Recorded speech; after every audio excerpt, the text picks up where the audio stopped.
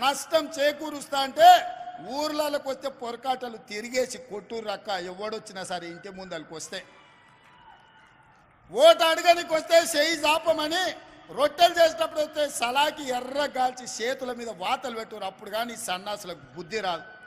మీరు గెలిపించిన ప్రభుత్వం మీ అభిమానంతో అధికారంలో ఉన్న కాంగ్రెస్ పార్టీని ఇవాళ పడగొట్టాలని కేసీఆర్ నరేంద్ర మోడీ ఇవాళ కుట్ర చేస్తారు.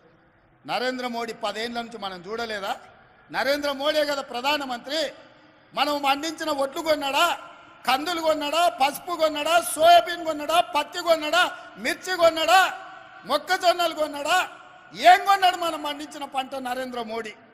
ఏం కొనకపోను రైతు వ్యతిరేక నల్ల చట్టాలు తెలిసి అదాని అంబానీలకు అమెజాన్లకు దేశాన్ని 70 కోట్ల రైతులను తాకట్టు పెడుతుంటే లక్షలాది మంది రైతులు ఢిల్లీలో ధర్నా చేస్తే తుపాకీ తూటాలతో కాల్చి చంపినాడు నరేంద్ర మోడీ. ఇవాళ మన ప్రభుత్వాన్ని వడగొడతా అంటుండు. మన రైతులను ఆదుకున్నాడా? ఒక్కసారి ఆలోచన చేయండి. ఇవాళ సందెట్ల సడేమియాలాక బీజేపీ ఒకటి బయలుదేరాడు మాకోసారి ఇయ్యండి. ఏందా మీకోసారి ఇయ్యనికే? 10 ఏళ్ళు మీ నరేంద్ర మోడీ ప్రధానమంత్రి కాదా? 10 ఏళ్ళు ఏం పొడిచిండ్రు మీరు? రైతు ఆదాయం 2 చేస్తా అన్నారు. ఉన్న దివాలా తీపించిన ఇవాళ రైతులు చచ్చిపోతున్నారు. పేద ప్రతి వాడికి 2022 వరకు అందరికి ఇండ్లు ఇస్తున్నారు. ఇవాళ ఇండ్లు లేక గుడిసెలలో బతుకుతున్నారు. ఇవాళ ప్రతి పేదవాడి ఖాతాల స్విస్ బ్యాంకులో ఉన్న లక్షల కోట్ల రూపాయలు తెచ్చి 15 లక్షల రూపాయలు ప్రతి పేదవాడి ఖాతా వేస్తా అన్నాడు. Silly governor వేసిండా? ఏ మాట చెప్పి ఏ మాట నిలబెట్టుకున్నాడు నరేంద్ర మోడీ? సంవత్సరానికి 2 కోట్ల ఉద్యోగాలు ఇస్తా అన్నాడు. 10 ఏళ్ళు అయింది. 20 కోట్ల ఉద్యోగాలు ఇవ్వాలి. ఒకవేళ 20 కోట్ల ఉద్యోగాలు నరేంద్ర మోడీ ఇస్తే నా తెలంగాణకు 70 లక్షల ఉద్యోగాలు వస్తాయి. 30 లక్షల మంది నిరుద్యోగ యువకులు నమోదు చేయించుకొని రోడ్ల మీద తిరుగుతున్నారు. ఒక్కనికన్నా ఉద్యోగం ఇచ్చిండా నరేంద్ర మోడీ? ఇవాళ అమిత్ షా వచ్చిండంట. ఏం చేస్తావా తెలంగాణను? దోపిడీ చేస్తావా? తెలంగాణలో నీకు ఓట్లు వేయాలన్నా ఏం చేయాలి?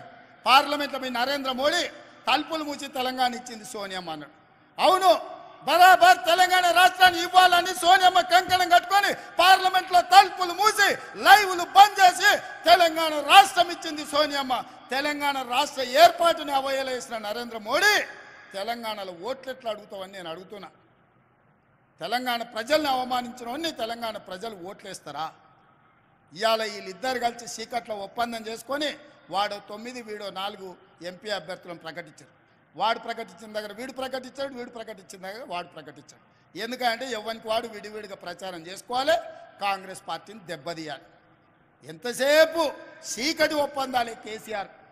పొద్దుటి పూట బయటకు వచ్చేది లేదు, ప్రజల్ని కలిసేది లేదు. ఇంకా కూడా సిగ్గు రాలే, మారలే, ఇంకా అట్లనే దొంగ బుద్ధే, వంకర బుద్ధే. ఎంతసేపు ఉన్న చీకటే మారాలి. అందుకే అక్కలారా ఇవాళ 1,00,000 మందిని చూసిన నాకు నమ్మకం వచ్చింది. రాబోయే కొద్ది రోజుల్లో 10 లక్షల మందితోని మా ఆడబిడ్డలతో కవాతు చేపించి ఈ తెలంగాణ రాష్ట్రంలో ఉన్న 1 కోటి మంది ఆడబిడ్డలు కాంగ్రెస్ పార్టీతో ఉన్నారు. ఈ కాంగ్రెస్ పార్టీని ప్రభుత్వాన్ని కంచేసి కాపాడతారు. కరెంటు వైర్లలాగా అడ్డంగా నిలబడతారు.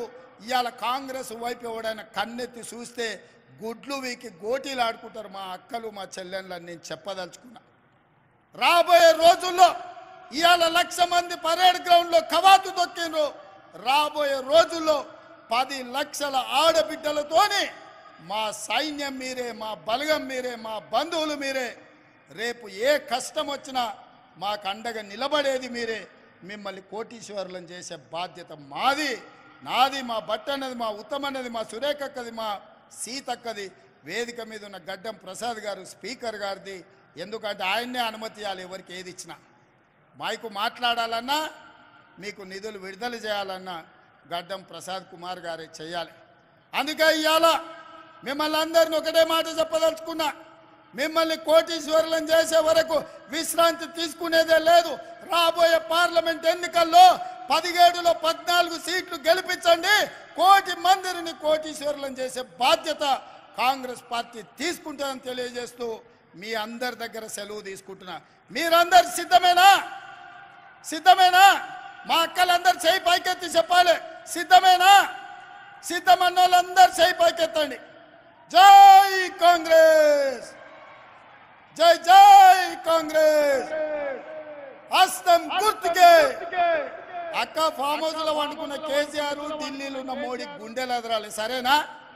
గట్టిగా మహిళా శక్తి అంటే ఏందో వాళ్ళకి తెలవాలి. జై కాంగ్రెస్.